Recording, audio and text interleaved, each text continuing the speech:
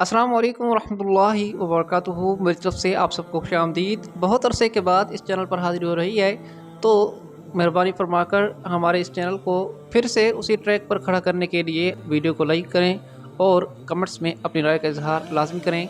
हमारी आज की वीडियो है सुल्तान मोहम्मद फ़ातेह सीरीज़ के बारे में। इस वीडियो में आपके सामने सुल्तान मोहम्मद फ़ातेह के इस सीज़न 2 का एंड के बारे में बात होगी और इसके साथ ही आपको ये भी बताया जाएगा कि जानदारली का खात्मा कब होगा, क्योंकि पिछली किस्त में सुल्तान मोहम्मद फ़ातेह ने जानदारली के वो सारे काले चिट्ठे सुन लिए थे जो उसने बहुत अरसे से अपने शैतानी दिमाग में छुपाए हुए थे। ज़ागनोस पाशा ने बड़ा कारनामा सर अंजाम दिया और उसने एक बड़ी चाल के ज़रिए जानदारली को फंसा दिया और ये सारे काले चिट्ठे सुल्तान के सामने खोल कर रख दिए।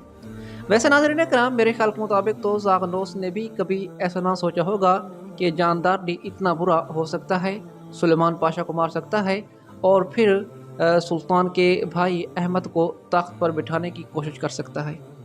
वो तो सोच रहा होगा कि शायद जानदारली छोटा बड़ा गद्दार होगा, लेकिन इतना बड़ा गद्दार होगा उसने भी कभी सोचा नहीं होगा। बहरहाल जानदारली अब फंस चुका है। सुल्तान को मालूम हो चुका है कि मेरे भाई को तख्त पर बिठाने की कोशिश करने वाला, जब मैं वो मुहिम पर गया था तो उस दौरान पीछे बगावत करने वाला और यनीचरी के सुलेमान आगा को मारने वाला, इसके अलावा अकंजियों और यनीचरियों को आपस में लड़वाने वाला कोई और नहीं, सिर्फ़ और सिर्फ जानदारली खलील पाशा था, जिसे मैंने अपना वज़ीर आज़म बना रखा था। तो अब इसकी मौत का वक्त आ चुका है। इसके पास ना तो भागने का कोई चारा है और ना ही ये अब फड़फड़ा सकता है। अब सुल्तान मोहम्मद फ़ातेह इसका सर काट देंगे। मैंने आपको कहा था कि जानदारली का खात्मा गद्दारी के साथ ही होगा, इसकी गद्दारी ही इसकी मौत का सबब बनेगी। लेकिन कुस्तुनतिनिया की फ़तह के बाद जानदारली ने कुछ ऐसे कारनामे सर अंजाम दिए कि सब के सब हैरान थे कि किस तरह जानदारली सुल्तान के हाथों पकड़ा जाएगा। हालांकि वो इतना शरीफ और सुल्तान मोहम्मद फ़ातेह का इतना वफादार है, तो कैसे सुल्तान मोहम्मद फ़ातेह इतने बड़े शख्स और इतने अच्छे शख्स को मार सकते हैं। तो नाज़रीन कराम, जानदारली खलील पाशा कोई आम गद्दार नहीं था। तारीख़ के मुताबिक सुल्तान मोहम्मद फ़ातेह और इसकी कहानी बहुत खूबसूरत और हसीन तरीन है। ये तमाम यनीचरियों का बाप माना जाता था और इसे ही हमेशा हर ओहदे पर फायज करने के लिए आगे रखा जाता था। और नाज़रीन कराम, यनीचरियों का बाप इसीलिए था क्योंकि जितने भी यनीचरी इस दौरान सुल्तान के महल में मौजूद हैं या फिर सुल्तान की फ़ौज में हैं जिसका सरबराह कुर्चुद्वान है, तो इन सब का ये बाप इसीलिए है क्योंकि इन सब की इसी जानदारली खलील पाशा ने ही परवरिश की थी। और सिर्फ इतना ही नहीं बल्कि ख़ुद सुल्तान मोहम्मद फ़ातेह की परवरिश करने वाला, उसे सियासत सिखाने वाला कोई और नहीं, सिर्फ जानदारली खलील पाशा और ज़ागनोस पाशा थे। तो बहरहाल नाज़रीन कराम, ये सारी बातें चलती रहेंगी। अब आते हैं जानदारली खलील पाशा के ख़ात्मे की तरफ कि कौन सी किस्त में जानदारली मरेगा। तो नाज़रीन कराम, इसके बारे में मैं आपको कंफर्म खबर देता चलूँ कि आने वाली किस्त में जानदारली का काम तमाम कर दिया जाएगा। और वो वजूहात आपके सामने हैं कि जानदारली ही सुलेमान का कातिल निकला और जानदारली ही सुल्तान के पीछे बगावत करने वाला था। अब इसका सर कुचलने का वक्त आ चुका है। अब बात ये रह जाती है कि जब जानदारली को मारा जाएगा तो इतने सिपाही जो जानदारली से मोहब्बत करते हैं वो क्या करेंगे। तो नाज़रीन कराम, तारीख़ के मुताबिक तो ऐसा था कि जानदारली को तकरीबन 40 दिन तक कैद में रखा गया था। उसके बाद सुल्तान मोहम्मद फ़ातेह ने इसे मारा, क्योंकि सिपाहियों के दरमियान इसका असर और रसूख इतना था कि इससे मरना इतना आसान नहीं था। तो सुल्तान मोहम्मद फ़ातेह ने पहले इसे ज़िंदान में डाला, फिर सब लोगों को, तमाम सिपाहियों को बताया कि ये गद्दार है, ये गद्दार है, ये गद्दार है। अब यनीचरियों को जैसे ही मालूम होगा कि जानदारली ही सुलेमान का हकीकी कातिल था, तो वो जानदारली का हाथ छोड़ देंगे और अब वो ये नहीं कहेंगे कि जानदारली को मत मारो मत मारो, बल्कि वो ये कहेंगे कि जानदारली से हम क़सास चाहते हैं। क्योंकि नाज़रीन कराम, आप लोग जानते हैं कि यनीचरी अपने साथियों से, उस फ़ौज में मौजूद सिपाहियों से बहुत ज़्यादा मोहब्बत करते हैं, भाइयों की तरह और बेटियों की तरह रहते हैं।